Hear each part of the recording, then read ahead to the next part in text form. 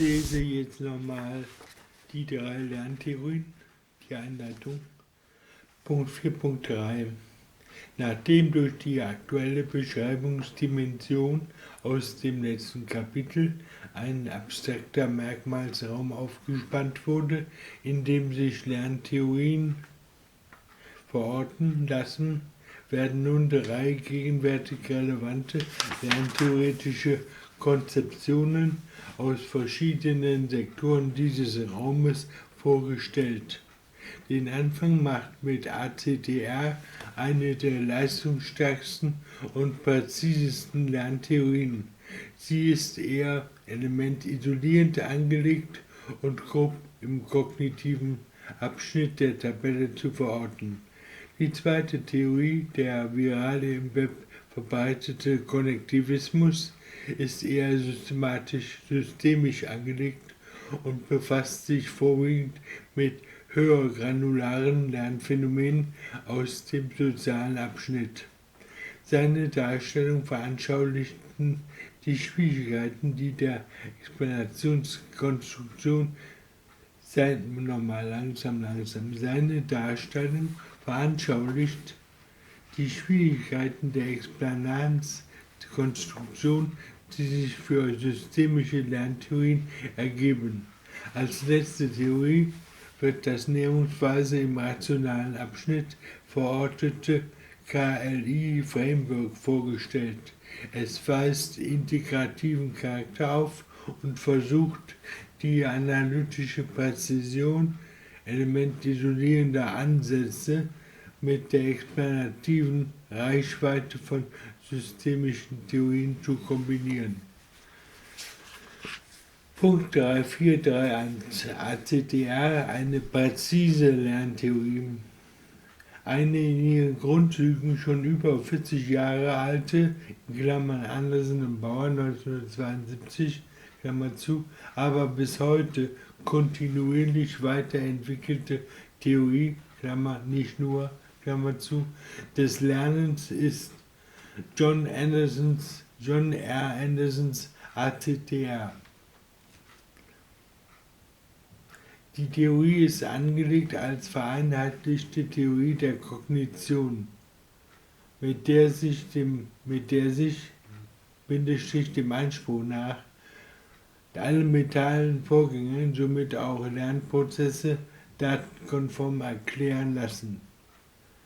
Mit der sich dem Anspruch nach alle mentalen Vorgänge, somit auch Lernprozesse, datenkonform erklären lassen. Durch diesen universellen Erklärungsanspruch bei gleichzeitiger Sparsamkeit in den explanativen Mitteln unterscheidet sie sich theoriearchitektonisch grundlegend von der Vielzahl der Partiallerntheorien, die neue Phänomene erst durch die inflationäre Einführung zusätzlicher theoretischer Konstruktionen zu erklären vermögen.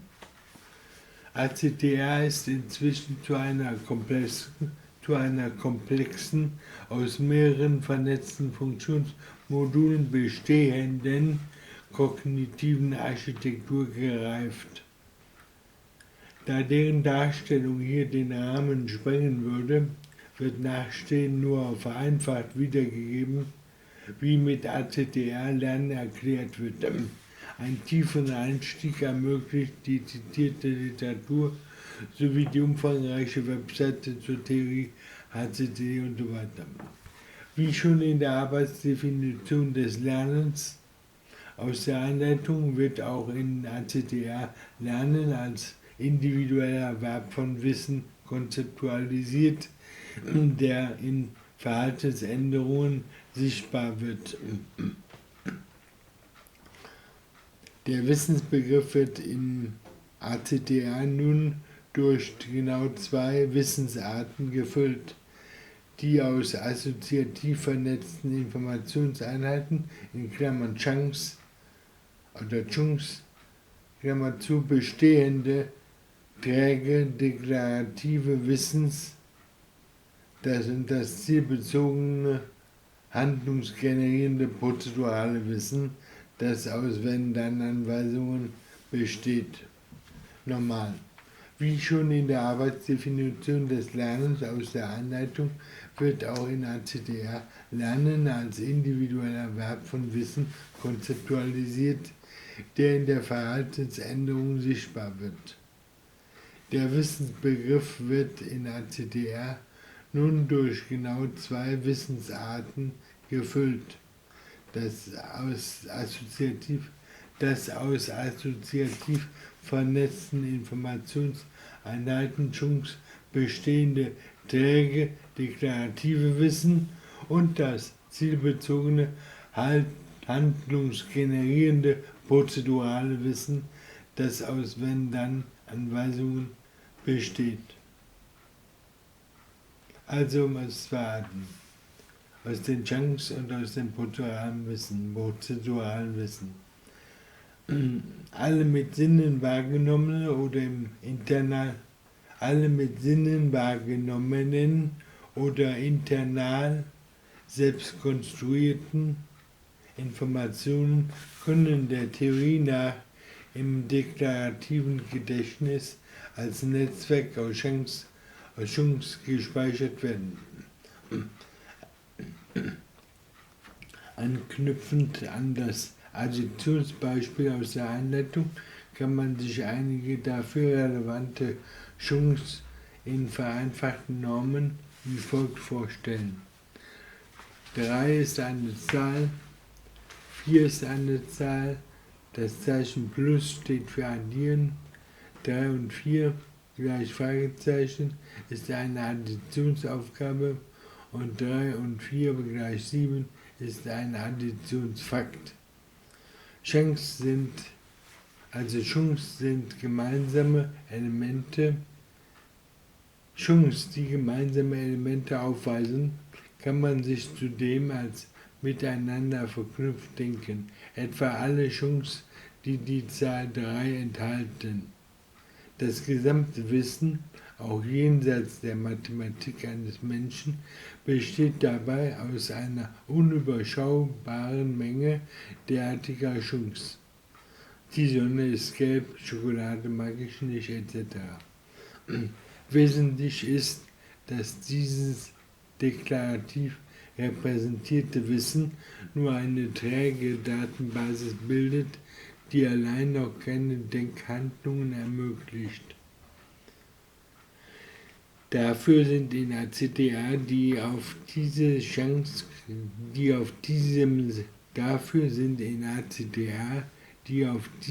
Chancennetzwerk operierenden Produktionsregeln zuständig. Sie ziehen Informationseinheiten aus der deklarativen Wissensbasis heran und konstruieren daraus die vom kognitiven System auszuführenden Anweisungen, durch die sich alles Denken und Verhalten realisiert.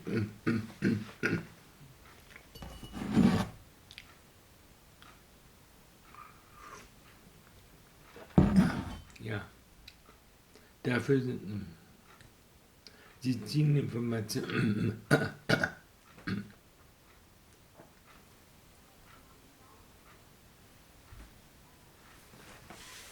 Die vom kognitiven System auszuführenden Anweisungen, durch die sich alles Denken und Verhalten realisiert. Syntaktisch sind diese Anweisungen zweigeteilt in einen Wenn angekündigten Bedingungsteil, der angibt, wann die Produktionsregel auszuführen ist, und einen durch dann angekündigten Aktionsteil, der festlegt, welche Aktion auszuführen ist. Wenn das Ziel X zu tun ist und die Kontextbedingungen Y vorliegen, dann führe die Aktion Z aus. Angewandt auf das Rechenbeispiel aus der Einleitung konnte dann zur Lösung benötigte Produktionsregel lauten: Wenn das Ziel ist, eine Additionsaufgabe zu lösen und die Additionsaufgabe 3 plus 4 vorliegt, dann durchsuche das deklarative Gedächtnis durch ein nach einem Additionsfakt, das 3 und 4 als Summanden enthält. Wo aber kommen diese neuen Chance- und Produktionsregeln her? Nach Andersen werden neue Chancen vom Lerner meist aus der Umwelt extrahiert. Im Einleitungsbeispiel dadurch, dass der Lehrer die relevanten Mathematikchancen im Unterricht mitteilt und der Schüler durch sich diese merkt. Zudem können neue Chancen internal selbst konstruiert werden, etwa wenn der Schüler eine neue Additionsaufgabe löst und deren Ergebnis als weiteren Additionsfakt im deklarativen Gedächtnis abspeichert.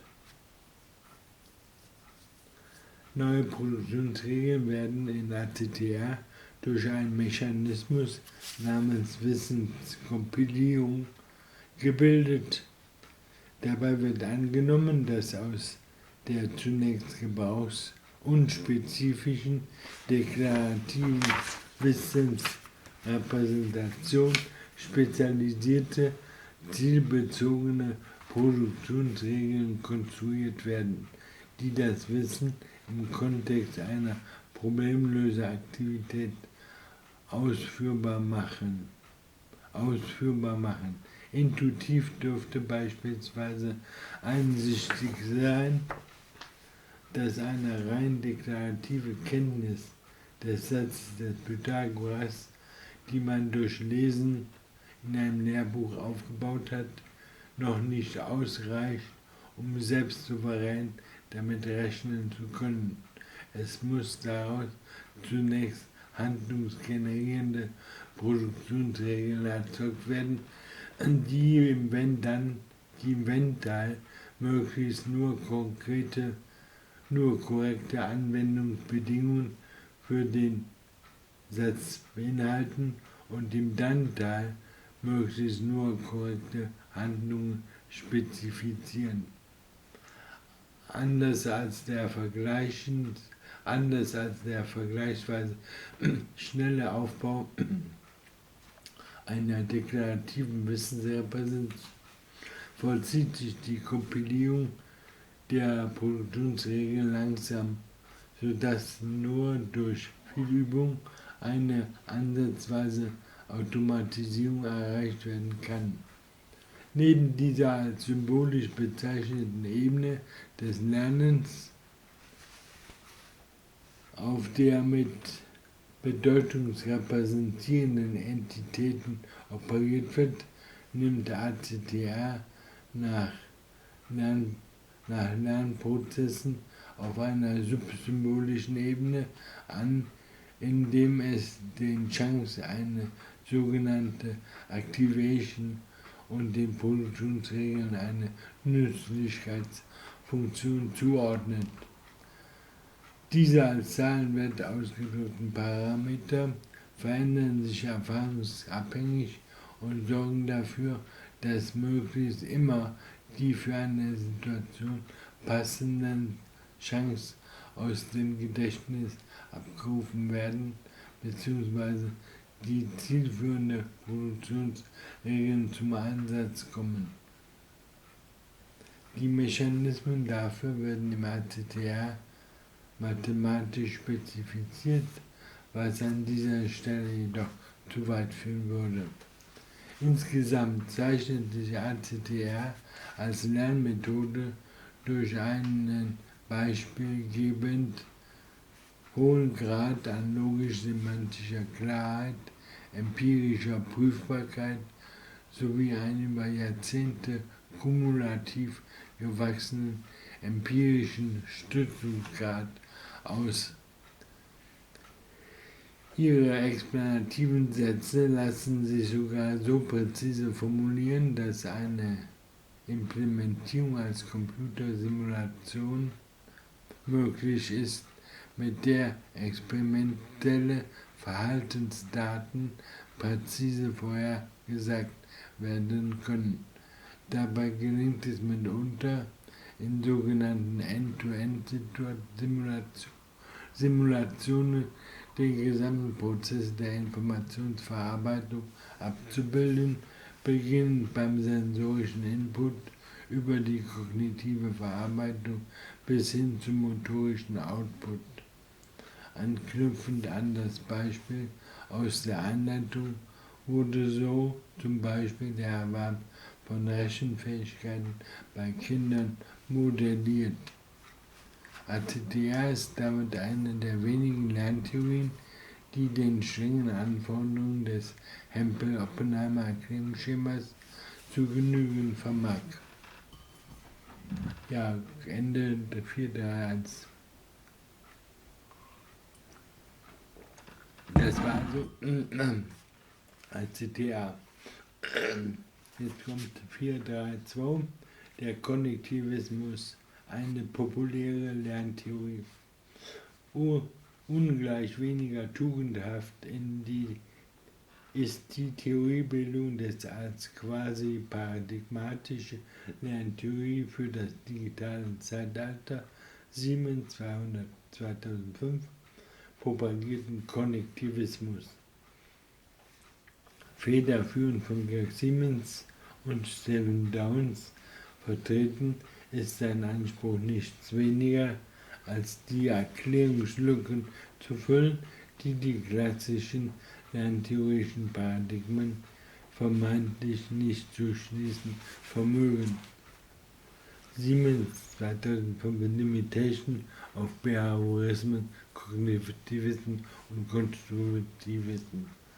Damit zielen die Autoren besonders auf eine Berücksichtigung der heutigen Digitalisierung ab. Eine Alternativtheorie.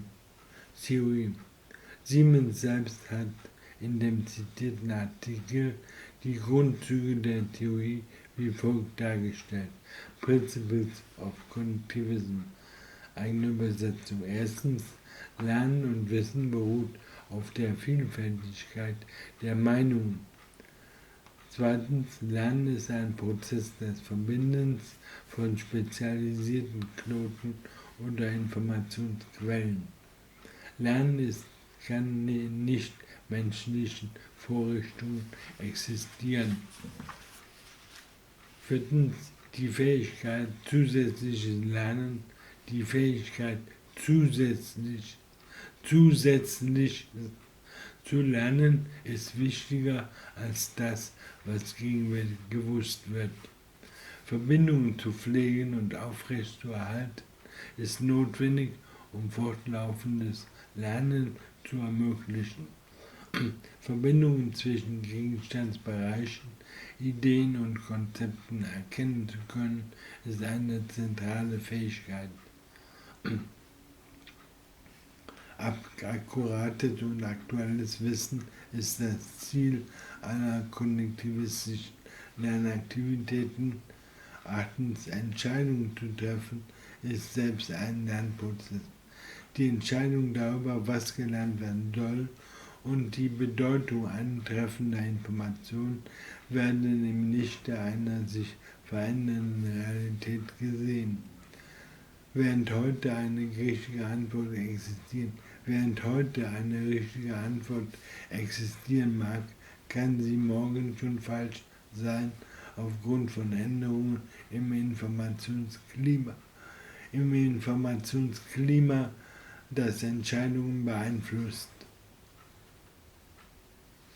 Aus Platzgründen soll hier nicht der Versuch gemacht werden, die zweifelhafte innere Logik und die Implikationen aller 8 Grundprinzipien zu ergründen. Stattdessen sei nur das namensgebende und in den Schriften der Vertreter immer wieder auftauchende Kerntheorem Prinzip 2 betrachtet. Prinzip 2: Lernen ist ein Prozess des Verbindens von spezialisierten Knoten oder Informationsquellen. Es besagt in einer Formulierung von Downes, dass Lernen die Erzeugung oder Veränderung von Verbindungen zwischen Entitäten oder die Justierung der Stärke dieser Verbindungen ist, während Wissen wortwörtlich die Menge der Verbindungen zwischen diesen Entitäten, während Wissen wortwörtlich die Menge der Verbindungen zwischen diesen Entitäten ist. Diese hochabstrakten Festlegungen werden von den Konnektivisten kurzerhand zur Erklärung von Lernphänomenen aus verschiedenen Skalenbereichen herangezogen, sofern diese sich nur als Elemente auffassen lassen, die zueinander in Relation stehen. Angefangen bei den neuronalen Lernprozessen bis hin zu Phänomenen wie dem partizipativen, webgestützten Lernen in Massive Open Online-Kursen. Die gemäß Tabelle 4.88 Größenordnung bzw. Abschnitte höher anzusiedeln sind.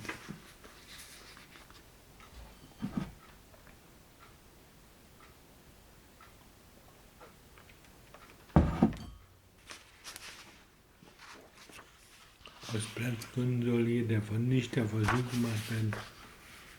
Es besagt in einer Formulierung von Downs, dass Lernen die Erzeugung oder Veränderung von Verbindungen zwischen Entitäten oder die Justierung der Stärke dieser Verbindungen ist, während Wissen wortwörtlich die Menge der Verbindungen zwischen diesen Entitäten ist.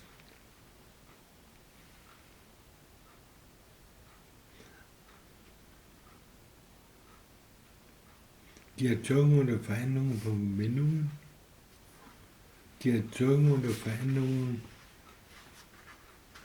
zwischen Entitäten und die Justierung der Stärke dieser Verbindung ist, während Wissen die Menge der Verbindung insgesamt ist. Diese hochabstrakten Festlegungen werden von den Konnektivisten kurzerhand zur Erklärung von Lernphänomenen aus verschiedensten Skalenbereichen herangezogen.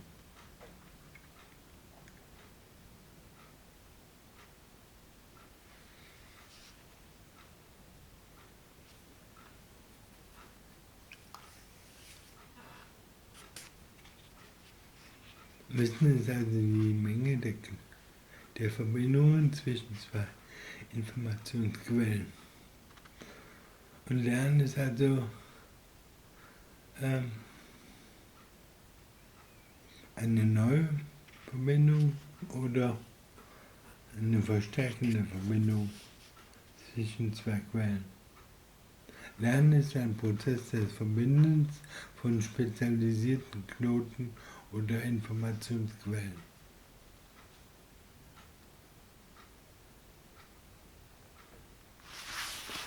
Okay. Nun ist es allerdings so, dass jedes beliebige in der Welt vorkommende Lernphänomen als Menge von Elementen, die miteinander in Verbindung eingehen, beschreibbar ist, wenn man nur hinreichend abstrahiert.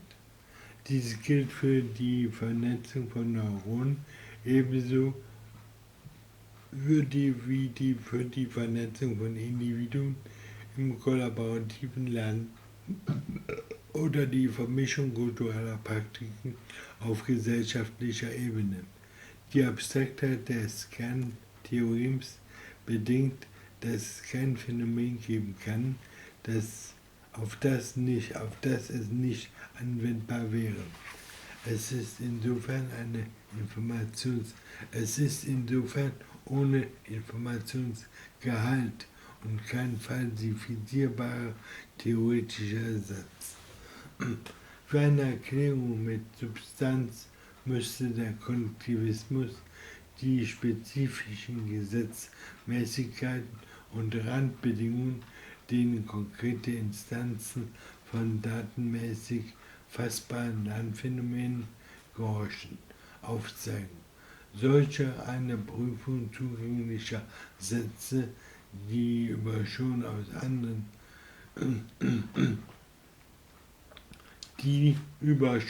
anderen Theorien Bekanntes hinausgehen, legen die Konnektivisten bezeichnenderweise für keines der von ihnen selbst angeführten Phänomene vor.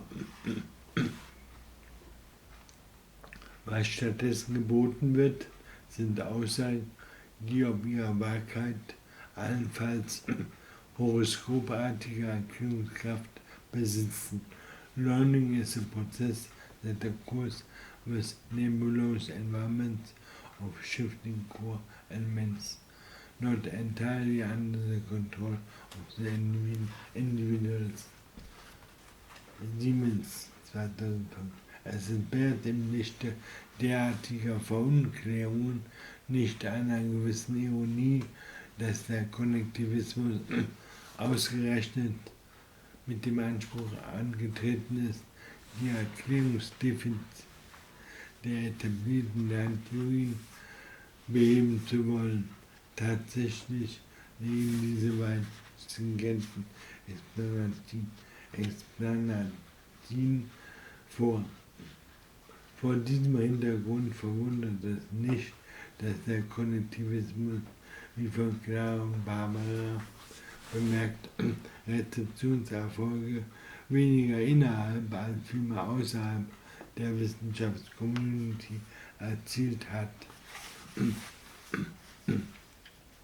Neben der universellen Vieldeutigkeit der Theorie, die zwar oberflächlich Anwendbarkeit suggeriert, die de facto aber eine Falsifizierung verunmöglicht, dürfte dazu auch der gewählte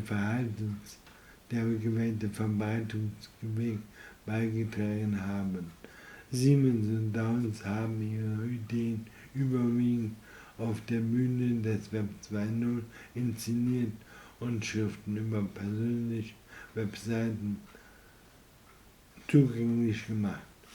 Den institutionalisierten Kontrollprozeduren des akademischen Publikationswesens, zum Beispiel des Peer Reviews, haben sie sich damit effektiv entzogen.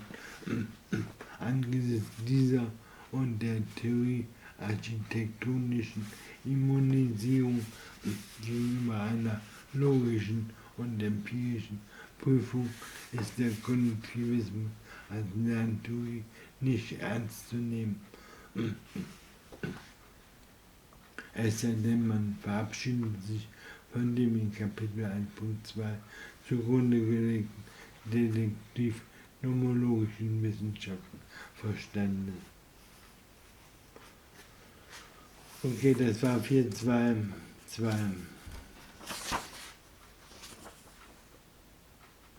Jetzt kommt noch 4.3.3. Das Knowledge Learning Instruction Framework. Das KI Knowledge Learning Instruction Framework. Ähnlich wie Siemens und Downs sind auch Ködinger, Corbett und Perfetti mit ihrem KI-Framework angetreten, um bestehende Defizite in der Lerntheorieentwicklung zu adressieren. Im Kontrast zu den Konnektivisten wird jedoch die wissenschaftliche Bodenhaftung durch Rückbezüge auf empirisch gestützte Grundlagen und eine falsifizierbare Theoriebildung konsequent aufrechterhalten. Mit dem Rahmenmodell verfolgen sie insbesondere das Ziel einer lerntheoretischen Analyse logisch mit instruktionalen Empfindungen zu koppeln, bei Aufrechterhaltung einer im Vergleich zur ACDA praxistauglichen Modellierungstiefe. In die in Abbildung 4.1 dargestellte Basiskonzeption entspricht strukturell weitgehend der schon bekannten Arbeitsdefinition des Lernens. durch instruktionale Ereignisse in der Umwelt des Lerners, zum Beispiel eine Demonstration des Adierens im Unterricht, werden beim Lerner internale Lernereignisse ausgelöst,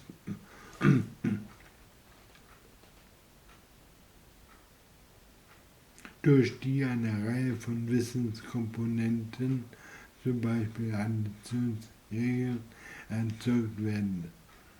Diese werden wie die Lernereignisse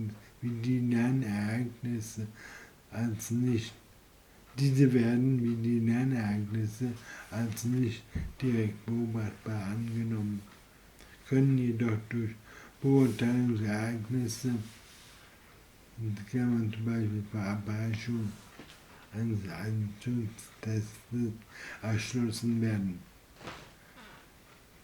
Vorhandene Wissenskomponenten können zudem auf weitere Lernereignisse hemmend oder förderlich zurückwirken. Zum Beispiel, wenn eine falsche Rechenregel erlernt wurde. Wie die Schnittmenge der Ellipsen andeutet, können Beurteilungsereignisse zugleich auch Instruktionsereignisse sein, falls dort simultan Lernereignisse ausgelöst werden. Testeffekt. Ja, dann haben wir ja so ein Schaubild mit den Instruktionsereignissen und den Beurteilungsereignissen. Ja, die Autoren differenzieren diese Grundzusammenhänge aus, indem sie den Ereignisklassen und der Klasse der Wissenskomponenten jeweils eine taxonomische Ordnung geben und sie anschließend systematisch aufeinander beziehen. Die zur Lösung einer Aufgabe benötigten ausführbaren Wissensstrukturen werden als Wissenskomponenten bezeichnet. Der Begriff ist generalisierend angelegt und deckt Wissensarten unterschiedlicher Komplexität gleichermaßen ab. Assoziationen, Fakten, Konzepte, Kategorien, Prinzipien, Regeln, Heuristiken und Schematika und dergleichen.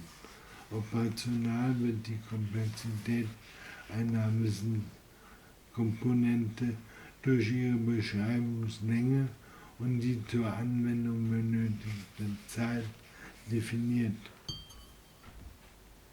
So dauert die Anwendung eines Prinzips, das der Pythagoras, empirisch länger als die Wiederholung eines Fakts.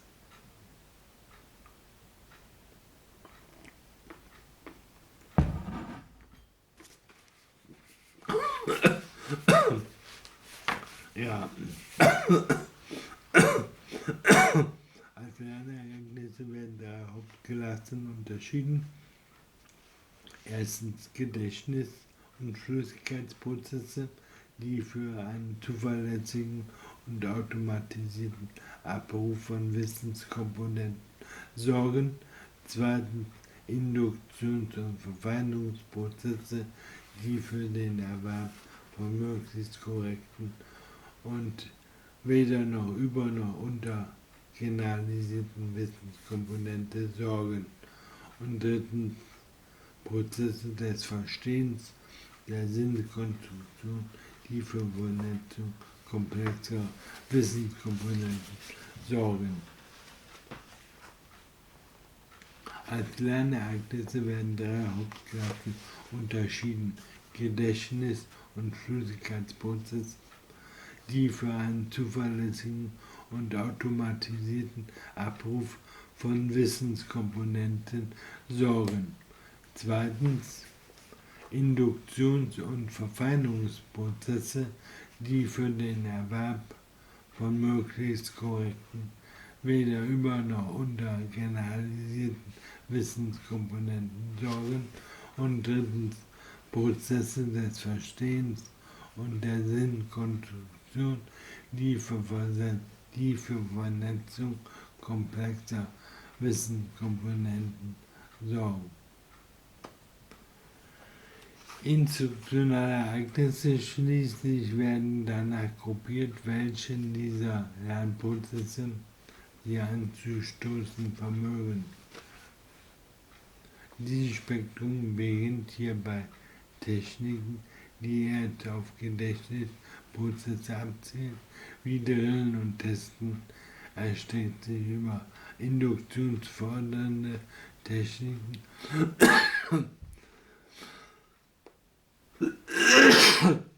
wie dem Bearbeiten von Worked-Examples und endet bei Techniken, die primär auf Verstehen und Sinnkonstruktion abzielen, wie beispielsweise Gruppendiskussionen.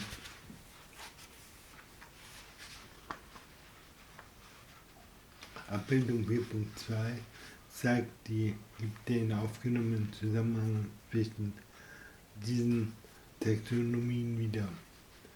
Die Art der zu erwerbenden Wissenskomponente impliziert den erzeugungsnotwendigen Lernprozesstyp. Dieser Lernprozesstyp wiederum impliziert den auslösungsnotwendigen Instruktionstyp. Dabei wird die folgende Asymmetrie angenommen. Der Erwerb einer Wissenskomponente von gegebener Komplexität profitiert von allen Instruktionsereignissen, deren relative Komplexität niedriger bis gleich hoch ist.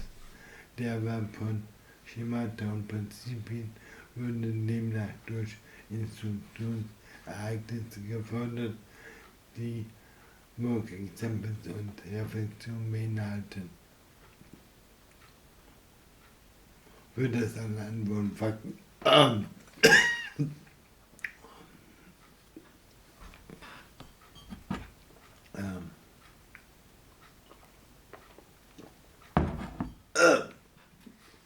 die Stimme macht nicht mehr mit. Für das Anhand von Fakten und Assoziationen hingegen prädiziert die Theorie einen Vorteil dieser Methode. Konkret bedeutet das beispielsweise, dass es für das Erlernen einer einfachen Assoziation wie der römischen Schreibweise 3 für 3 keinen Vorteil bringt, komplexere, sinnverstehende Lernprozesse per Reflexion anzustoßen, da es bei dieser einfachen Wissenskomponente nichts zu erklären gibt. Hier genügt ein primär auf Gedächtnis und Fähigkeitsprozesse abzielender instruktionaler Drill unter Assoziation. Umgekehrt erfordert das Erlernen einer komplexen Wissenskomponente wie des Satzes des Pythagoras in jedem Fall komplexe Lern- und Instruktionsereignisse. Der Satz ist auf ganze Klassen von Fällen anwendbar, was induktive, generalisierungsfördernde Lernprozesse notwendig macht. Zudem ist er logisch rational erlernbar, was sinnstiftende Lernprozesse notwendig macht. Da diese Wissenskomponente aber auch erinnert und flüssig ausgeführt werden muss, können auch simplere, durch Drill auslösbare Lernprozesse helfen. Diese Beispiele illustrieren, dass es mit dem KI-Framework vergleichsweise systematisch möglich ist, von einer lerntheoretischen Deskription zu einer instruktionalen Präskription zu gelangen. Ein Schritt, der in vielen Lerntheorien nicht enthalten, für eine Nutzbarmachung in der Bildungspraxis jedoch unabdingbar ist. Bemerkenswert ist zudem, dass das Framework domainunabhängig angelegt und deshalb universell einsetzbar ist. Es kommt bei der Ableitung der erforderlichen Instruktionsereignisse nicht darauf an. Es kommt bei der Ableitung der erforderlichen Instruktionsereignisse nicht darauf an, welcher Gegenstandsbereich erlernt werden soll, Mathematik oder Sprachen und Ähnliches, sondern nur darauf, um welchen gegenstandsabstrakten Typ von Wissenskomponente es sich im jeweiligen Fall handelt, also entweder um Fakten, Regeln oder Prinzipien und so weiter. Und welche Lernereignisse erzeugungsnotwendig sind. Kritisch gesehen werden muss, dass das Framework bei seinem jetzigen Entwicklungsstand zwar einiges an kognitiver Plausibilität aufweist, aber noch nicht bis in alle Details empirisch validiert, zum Beispiel bezüglich der Asymmetrie-Hypothese und theoretisch systematisiert ist, etwa was die Vollständigkeit und Überschneidungsfreiheit der Taxonomie-Inhalte betrifft. So fehlt etwa noch eine Taxonomie der Beurteilungsereignisse. Ende 4.3. Ja, dann kommt jetzt schon mal das Fazit, das hatte ich ja schon mal gelesen. Fazit 4.4. Was die Attribute präzise, populär und integrativ aus der letzten Überschrift angedeutet haben, sind breiter angelegte Theorien des Lernens, diverse Zielkonflikten ausgesetzt. Präzision ist bei der Erklärung von Lernphänomenen ist zum Beispiel mit ACTA möglich, muss aber auch eine notwendige und feingründige Analyse erkauft werden, die fast nur Experten leisten können.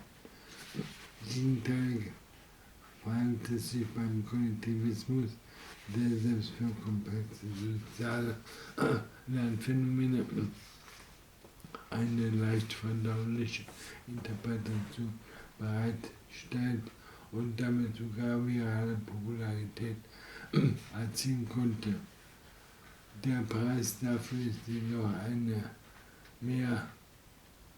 nicht mehr wissenschaftlich zu nennende Erklärungsgüte. Dem integrativen KI-Framework gelingt es noch am ehesten, analytische Präzision mit praktischer Anwendbarkeit zu kombinieren, ohne diese sogenannten Nachteile zu übernehmen. Damit präsentiert sie sich als populärungsunwürdige und ausreichend tragfähige Plattform der geschlossenen Klüfte zwischen den lerntheoretischen Analyseebenen zwischen Lern- und Instruktionstheorien sowie zwischen Lernforschung und Bildungspraxis noch lange nicht. Weitet man anschließend den Blick auf das von diesem Studienbrief rahmengegebene Thema, das Lernen und Lernen in einer digital-technologisch geprägten Wissensgesellschaft, so lässt sich eine ermündigende Funktion von Lerntheorien sichtbar machen. Also ermündigend korrektiv als Attribut zur Funktion. Ermündigend korrektiv. Wieder und wieder haben sich in den vergangenen Jahrzehnten Teile der pädagogischen Profession von den immer neuen technologischen Entwicklungen blenden lassen und ihnen leichtfertig Bildungspotenziale und didaktische Mehrwerte zugeschrieben. In der Rückschau entpuppten sich diese Verheißungen nur allzu oft als theoretisch und empirisch unhaltbare Spekulation. Messerschmitt, Gräbe, Leben und so weiter. Solchen Trugschlüssen entgehen kann nur, wer zu einer systematischen lerntheoretischen Analyse in der Lage ist. Zentrale Teile des dafür nötigen Handwerkszeugs finden sich in den Aussagesystemen wie ACTA und KI. Von ihnen gilt es daher Gebrauch zu machen. In diesem Sinne kann der Leser ermuntert, sich über die hier dargebotenen Theorieskizzen hinaus mit dem Lerntheorischen einmal ans vertraut zu machen. Okay Leute, jetzt bin ich aber fertig, die Stimme ist ruiniert und